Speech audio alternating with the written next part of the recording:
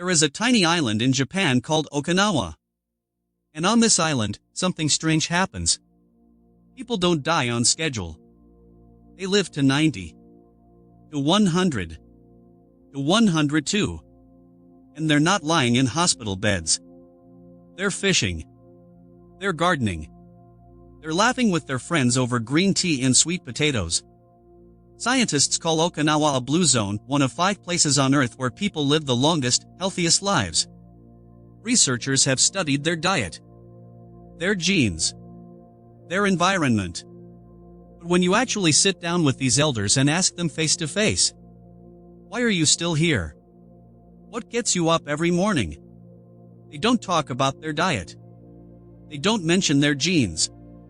They say one word. Ikigai. And once you understand what that word really means, not the Instagram version, not the Venn diagram, but what it actually means to the people who live by it, everything changes. I'm your name, and today I'm breaking down Ikigai by Hector Garcia and Francesc Miralles. No hustle culture. No 5 a.m. wake-up calls. No 10-step morning routine. Just ancient Japanese wisdom that answers the question we're all really asking. How do I build a life that actually feels worth living? Stay till the end, because there's a 4-question exercise in this video that is genuinely going to shift something for you. Let's get into it. Stopwatch Part 1, The Village That Forgot to Die. 1 to 3:30. Alright, so let's set the scene. Okinawa is a small island chain in the southernmost part of Japan. Think warm weather, ocean breezes, simple food, and a pace of life that feels like the whole world slowed down. Now statistically this place should be unremarkable. But here's the number that stopped researchers cold. Okinawa has over 24 centenarians per 100,000 people. For context, in the United States that number is around 17. But it's not just how many people live past 100. It's how they live past 100. The 2 authors of this book, Hector Garcia, a Spanish writer who has lived in Japan for years, and Francesc Miralles, a philosopher and author, they traveled to a small village in Okinawa called Ajimai. Population 3,000. Average age, remarkably high. And what they find there blows their minds. They meet a 99-year-old woman who wakes up every single morning and tends her garden. By herself. No help. They meet an 80-year-old fisherman who still goes out on his boat. Not because his family needs money. Because the ocean is his reason for being. They meet a 104-year-old man who still practices karate. 104 years old. Doing karate. And a 102-year-old woman who says, and I love this, her greatest joy in life is holding her great-great-grandchildren and feeling their laughter vibrate through her chest. So the researchers sit down with these elders. They share meals with them. They ask them questions. And eventually they ask the big one. What is your secret? Why are you still here? What keeps you going every single day? And almost every single elder, regardless of age, regardless of what they do, regardless of their background, gives a version of the same answer. They talk about their Ikigai. Their reason for being. Their reason to get up in the morning. And that word Ikigai becomes the entire foundation of this book. Stopwatch Part 2, What Ikigai Actually Means. Okay, so here's where I need to stop and bust a myth. Because if you've ever searched Ikigai online, you've probably seen that Venn diagram. You know the one. 4 overlapping circles. What you love. What you're good at. What the world needs. What you can be paid for. And where all 4 circles overlap in the middle, that's your Ikigai. Your perfect life purpose. Your calling. It's everywhere. Pinterest. LinkedIn. Self-help blogs. And the authors of this book say, the diagram is a Western invention. It has almost nothing to do with how Japanese people actually use the word. Here's the real meaning. Iki means life. Gai means worth or value. Put them together and Ikigai simply means that which makes your life feel worth living. That's it. No Venn diagram. No grand mission. No world-changing purpose. Just what makes today feel worth getting up for. And when you talk to the elders of Okinawa, their answers are beautifully, almost embarrassingly simple. One woman says her Ikigai is her morning cup of tea. Sitting quietly. Watching the sun come up over the water. The fisherman says his Ikigai is the feeling of a net in his hands and the smell of salt in the air. A retired schoolteacher says her Ikigai is Tuesday afternoons. Every Tuesday she meets the same 5 neighbors. They drink tea. They argue about local politics. They eat together. They laugh. That's it. That's her reason for living. Tuesday afternoon with friends. Now here's the mindset shift that this book is really asking you to make. Stop searching for your massive, world-changing, Instagram-worthy life purpose. Start paying attention to the small, quiet, ordinary things that make you feel alive. Because for most people, Ikigai isn't hiding in some dramatic career pivot or some radical life overhaul. It's already there. In the small moments. In the things you keep coming back to. In the activities that make you lose track of time. You just haven't been paying attention to them. Because we've been trained to chase big. And Ikigai is almost always small. Stopwatch Part 3, The Science, Why Purpose Literally Keeps You Alive. Now I know what some of you are thinking. Okay, that's a nice philosophy. But is there any actual science behind this? And the answer is yes. A lot of it. Let's talk about what happens in your brain and body when you have something meaningful to look forward to. When you wake up with a sense of purpose, when you have something you're genuinely excited about, your brain releases dopamine. Now we talk about dopamine a lot in the context of social media and instant gratification. But that's cheap dopamine. That's a quick hit that disappears fast and leaves you feeling empty. The dopamine that comes from meaningful work, deep connection, and creative engagement, that's a different animal entirely. It's sustained. It's deep. And it has profound effects on your physical health. When dopamine is flowing consistently, cortisol drops. And cortisol, the stress hormone, is one of the most damaging chemicals your body can produce in excess. Over months and years, chronically elevated cortisol damages your cardiovascular system. It suppresses your immune system. It accelerates cellular aging. Basically, chronic stress without meaning is slowly killing you. But here's where the research on Okinawa gets really specific. A 2008 study in Japan followed thousands of adults over 7 years. And what they found was striking. People who reported having a clear sense of Ikigai, a clear reason for living, were significantly less likely to die from cardiovascular causes over that period than those who didn't. Purpose. Not diet. Not exercise. Purpose. Now the authors also bring in one of the most powerful thinkers on this topic, Viktor Frankl. Viktor Frankl was an Austrian psychiatrist. A Jewish man who survived the Nazi concentration camps Auschwitz, Dachau. He lost his wife. He lost his family. He lost everything. And yet he survived. And after his liberation he wrote one of the most important books of the 20th century, Man's Search for Meaning. In that book Frankl describes what he observed in the camps. And he noticed something that defied easy explanation. The prisoners who survived the longest, who held on the hardest, were not always the strongest physically. They were not always the youngest. They were the ones who had a reason to survive. A man who had to finish a book he was writing. A woman who had to find her daughter. A person who had made a promise to someone outside the camps. They had a why. And the why kept them alive. Frankl's conclusion, which decades of psychology research have since backed up, is that meaning is not a luxury. It is not a nice-to-have.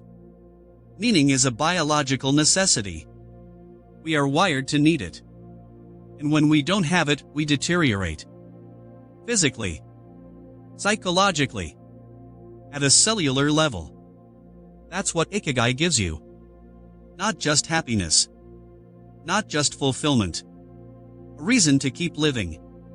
Stopwatch Part 4, Flow, When You Forget Time Exists. Alright, so we know why Ikigai matters. Now let's talk about how to actually experience it on a daily basis. And this is where the book introduces one of the most fascinating psychological concepts I've ever come across. Flow. The The term was coined by a Hungarian-American psychologist named Mihai Csikszentmihalyi. And yes, I practiced that name 3 times before recording this. Flow describes a very specific mental state. It's the state you enter when you are so completely absorbed in what you're doing that everything else disappears. Time stops. Self-consciousness disappears. The inner critic goes quiet. There's no past. There's no future. There's just this. Right now. This thing you're doing. You look up and 3 hours have passed. You forgot to eat. You forgot to check your phone. And somehow, despite doing nothing but working, you feel more energized than when you started. Athletes call it being in the zone. Musicians call it being in the pocket. Coders call it being in the flow. It's the same thing. Now here's what's beautiful about how the Okinawan elders experience flow. It doesn't happen during big dramatic moments. It's not winning a competition or giving a speech or closing a deal. It happens during ordinary, everyday activities. An elder woman is cooking a meal she's made 1,000 times. But she's completely present. She's tasting, adjusting, creating. Her hands move with decades of muscle memory and she is entirely, completely here. An old man is in his garden pulling weeds. To an outsider it looks boring. But to him, it's meditative, purposeful, alive. A grandmother is teaching her granddaughter to fold origami. She's done this fold 100 times. But watching a child learn it for the first time, she's in flow. Flow doesn't require novelty. It requires presence. Now, here's the psychological mechanics of how flow works. Csikszentmihalyi found that flow happens in a very specific sweet spot. The task has to be challenging enough to fully engage your brain. If it's too easy, you get bored. Your mind wanders. You pick up your phone. But if it's too hard, you get anxious, overwhelmed. You shut down. Right in the middle, where the challenge slightly exceeds your current skill level, that's the flow channel. That's where time disappears. And here's the question this book wants you to sit with. When was the last time you were so absorbed in something that you completely forgot to check your phone? Think about it honestly. Not what you think the answer should be. What it actually is. Maybe it's cooking.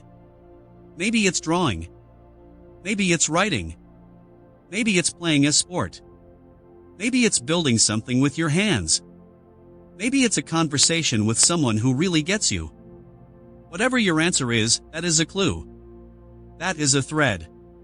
And if you pull that thread, it leads toward your Ikigai.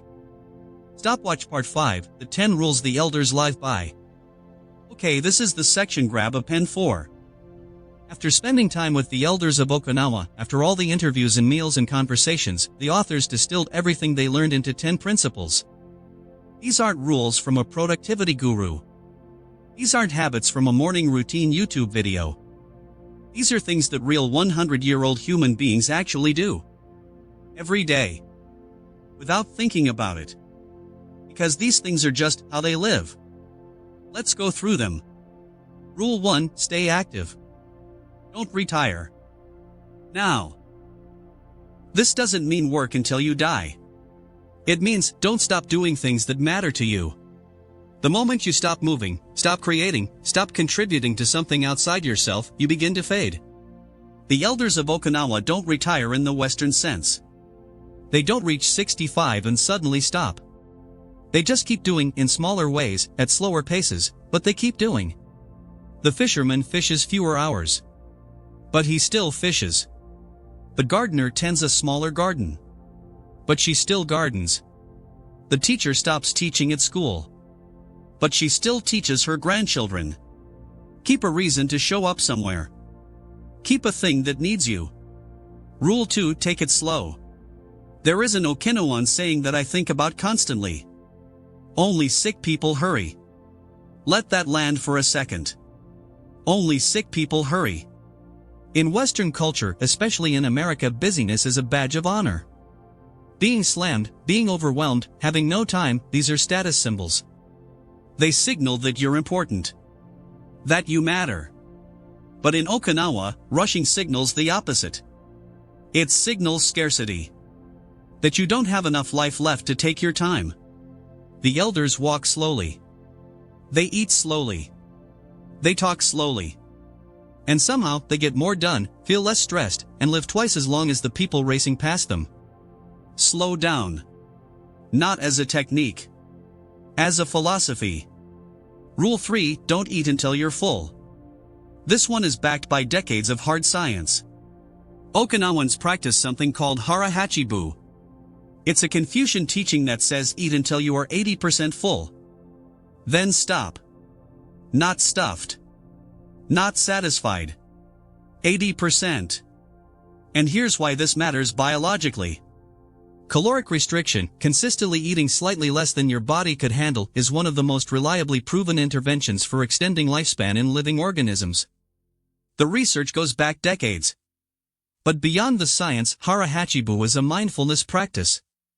To eat until 80% full, you have to pay attention. You have to check in with your body. You have to be present during the meal instead of scrolling through your phone until the plate is empty. It's a small habit. But it trains your brain to stay present. And presence is at the heart of Ikigai. Rule 4, surround yourself with good friends. Not followers. Not connections. Not your LinkedIn network. Friends. Real ones. The kind who show up when things go wrong. The kind you can call at 11 p.m. The kind who will tell you the truth even when it's uncomfortable. Okinawans have a concept called a moai. It's a lifelong social circle, usually 5 or 6 people, who commit to looking out for each other. Emotionally. Financially. Socially. They meet regularly. They hold space for each other through grief and celebration alike. Some moais in Okinawa have been meeting for over 90 years. Now here's the science that makes this more than just a nice idea. Loneliness, chronic social isolation, is as dangerous to your physical health as smoking 15 cigarettes per day. Not emotionally dangerous. Not just sad. Physically, biologically, measurably as harmful as smoking. We are wired for connection. And when we don't have it, our bodies pay the price. Find your moai. Or build one. It might be the most important health decision you ever make. Rule 5, get in shape for your next birthday. Not for the beach. Not for someone you're trying to impress. Not for a wedding or a reunion. For yourself. For your future self. The question this rule asks is, what do I want to still be able to do when I'm 80? When I'm 90? Do you want to walk without pain? Then walk now. Do you want to play with your grandchildren on the floor? Then stay flexible now. Do you want to travel? Then build the stamina now. Fitness isn't vanity. It's investment. It's staying capable for the life you want to keep living. Rule 6, smile. I know. This sounds almost too simple. But the act of smiling, even a smile you force, even a smile that doesn't start from genuine happiness, triggers real neurological changes in your brain. It shifts your neurochemistry toward positive emotion. The elders of Okinawa smile constantly. Not because their lives have been easy. Many of them lived through World War II. Through poverty. Through loss. Through things we can barely imagine. But they smile because smiling is a choice. It's a posture toward life. And over decades, it becomes a way of being. Smile more. Even when you don't feel like it. Especially when you don't feel like it. Rule 7, reconnect with nature. Get outside. Touch something that isn't a screen. The elders of Okinawa are deeply, constantly connected to the natural world. The ocean. The soil. The seasons. The rain. The way light changes through the day. Nature regulates your nervous system in ways that nothing artificial can replicate. Studies show that even 20 minutes in a natural environment measurably reduces cortisol, reduces blood pressure, calms the nervous system. You don't need a mountain or an ocean. A park works. A garden works. Even just stepping outside and feeling the sun on your face for 5 minutes works. Get outside every day. Not as exercise. Just as being. Rule 8, give thanks. Every morning. Before your phone. Before coffee. Before the news. Name 3 things you're grateful for. Not generic things. Specific things. Real things. Things that actually happened yesterday or are actually present in your life right now. The science on gratitude is overwhelming. Regular gratitude practice physically reshapes the neural pathways in your brain toward positivity. It raises your baseline happiness. It reduces anxiety. It improves sleep. And more than the neuroscience, it changes how you move through the world. When you start every day looking for what's good, you find it. Because you're looking. Rule 9, live in the moment. This one sounds like a bumper sticker. But watch how the elders actually do it. They don't ruminate about the past. They don't catastrophize about the future. They're not mentally somewhere else while their bodies are here. When the elder woman tends her garden, she is in her garden. Fully. When the fisherman is on the water, he is on the water. Completely. When the grandmother holds her great-grandchild, she is holding that child. Nothing else exists. This isn't a meditation technique they learned. It's just how they live. And it's available to you too. Every single moment. You just have to choose it. Rule 10, follow your Ikigai. After all the interviews. All the science.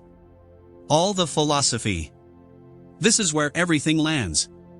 There is something in you, specific to you, that only you can give to the world. It might be the way you cook. The way you listen. The way you build things. The way you teach. The way you make people laugh.